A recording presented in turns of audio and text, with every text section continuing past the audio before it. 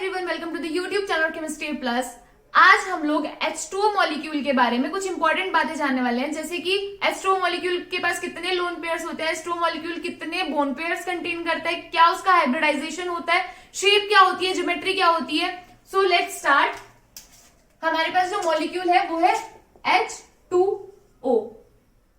हम लोग hybridisation calculate करने के लिए, लोन पेयर कैलकुलेट करने के लिए बड़े बड़े फॉर्मुलाज यूज कर रहे होते हैं, लेकिन मैं आज आपको बहुत इजीली बताऊंगी कि किस तरीके से हम लोग H2O की तरह और मॉलिक्यूल्स में भी ये जो मेथड है वो अप्लाई होंगे। लेकिन हम लोग H2O में निकाल के देखेंगे कि हमें किस तरीके से number of lone pairs, number of bond pairs हम लोग बहुत इजीली कैलकुलेट कर सकते हैं, और इन्हीं number of lone pairs, bond pairs से हम लोग हाइब्रिडाइजेशन कैलकुलेट कर सकते हैं। हाइब्रिडाइजेशन से हम लोग शेप, ज्योमेट्री कैलकुलेट कर सकते हैं। So let's start.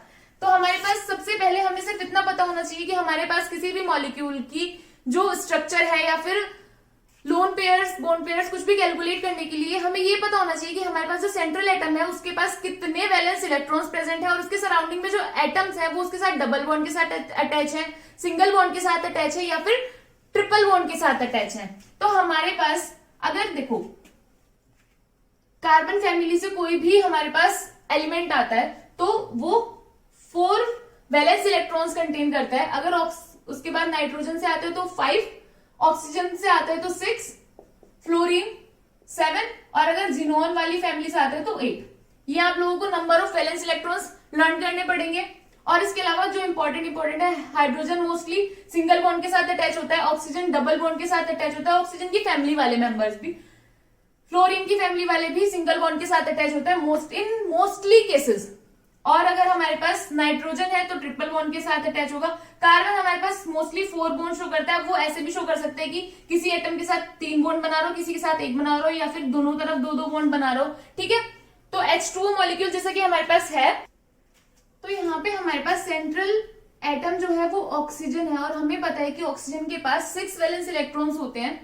तो 1, 2, 3, 4, 5 एंड 6। हाइड्रोजन हमें पता है कि सिंगल बॉन्ड के साथ अटैच होगा, तो हमारे पास एक हाइड्रोजन यहां और एक हाइड्रोजन यहां।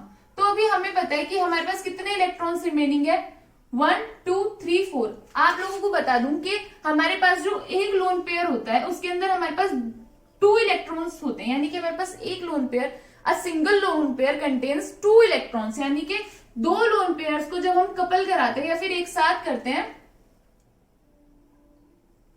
2 इलेक्ट्रॉन्स को जब हम एक साथ करते हैं तो हमारे पास एक लोन पेयर का जनरेशन होता है। तो हमारे पास यहाँ पे अगर हम कैलकुलेट करें तो कितने लोन पेयर और कितने बॉन्ड पेयर हम ये सिर्फ स्ट्रक्चर से बता सकते हैं। तो यहाँ पे हमारे पास number of lone pairs 1 and 2, और हमारे पास number of bond pairs 1 and 2, यानी कि हमारे पास यहाँ पे लोन पेयर्स भी 2 है और हमारे पास बॉन्ड पेयर्स भी 2 है। अब अगर हम हाइब्रिडाइजेशन कैलकुलेट करें तो हाइब्रिडाइजेशन कैलकुलेट करने के लिए हमारे पास एक वो होता है फॉर्मूला, स्टेरिक नंबर। तो हमारे पास स्टेरिक नंबर क्या होता है कि हमारे पास जितने भी सिंगल बॉन्ड्स हैं हमारे सेंट्रल एटम से अटैच है, और जितने भी लोन पेयर्स हमारे सेंट्रल एटम पे प्रेजेंट है, दोनों को हम सम कर देते हैं। तो हमारे पास यहाँ पे बॉन्ड पेयर 2 और लोन पेयर्स भी 2, तो यानी कि हमारे पास टोटल नंबर आया कितना, 4। अब अगर हमारे पास ये टोटल नंबर 2 आए तो हमारे पास sp हाइब्रिडाइजेशन होती है, 3 आए तो sp2 हाइब्रिडाइजेशन होती है, अगर हमारे पास 4 आए तो sp3 हाइब्रिडाइजेशन होती है। इसी तरीके से 5, 6, 7 इस तरीके से आगे आगे चलती जाती है। अब अगर हमारे पास 4 नंबर आए तो हमारे पास यहाँ पे हाइब्रिडाइजेशन क्या होगी, अगर हम इस मॉलिक्यूल की हाइब्रिडाइजेशन लिखें तो हमारे पास हाइब्रिडाइजेशन होगी sp3। अभी देखो हमने कितने क्वेश्चन सॉल्व कर लिए, 1 नंबर ऑफ लोन पेयर्स आपसे H2O में पूछ सकता है आपके क्वेश्चन में, 2 number of bond pairs present और इन H2O मॉलिक्यूल, 3 यानी कि हाइब्रिडाइजेशन। स्टेरिक नंबर भी पूछ सकता है, कभी कभी आपसे एग्जाम में ना कि हाइब्रिडाइजेशन पूछ के स्टेरिक नंबर पूछ लिया जाता है कि स्टेरिक नंबर क्या होगा। अब इसके बाद अगर हम 2 क्वेश्चन की और बात करें तो वो है हमारे पास शेप और ज्योमेट्री की, जो कि हम VSEPR थ्योरी के अकॉर्डिंग कैलकुलेट करते हैं। तो हमारे पास H2O मॉलिक्यूल की जो शेप है और जो ज्योमेट्री है, तो हमारे पास ज्योमेट्री होती है टेट्राहेड्रल, क्योंकि हमारे पास स्टेरिक नंबर 4 है तो इसलिए हमारे पास टेट्राहेड्रल ज्योमेट्री है। और शेप, क्योंकि हमारे पास टेट्राहेड्रल ज्योमेट्री में 2 लोन पेयर्स हमारे पास इसकी शेप होती है बेंट। अभी देखो हमारे पास 3, 4, 5 और 6, हमारे पास 6 क्वेश्चंस के आंसर आ गए।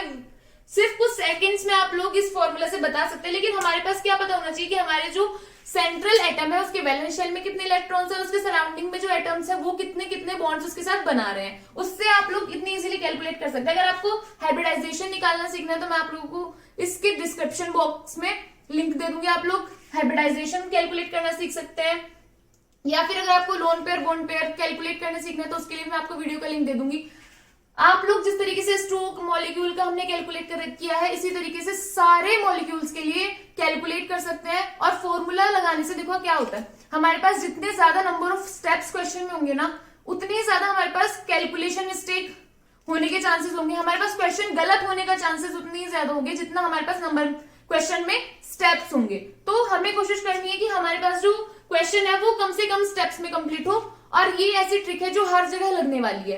तो आप लोगों को इन ट्रिक्स से सारे क्वेश्चन सॉल्व करके देखना है, और जो क्वेश्चन नहीं होंगे आप लोग कमेंट बॉक्स में कमेंट कर सकते हैं। Thank you so much for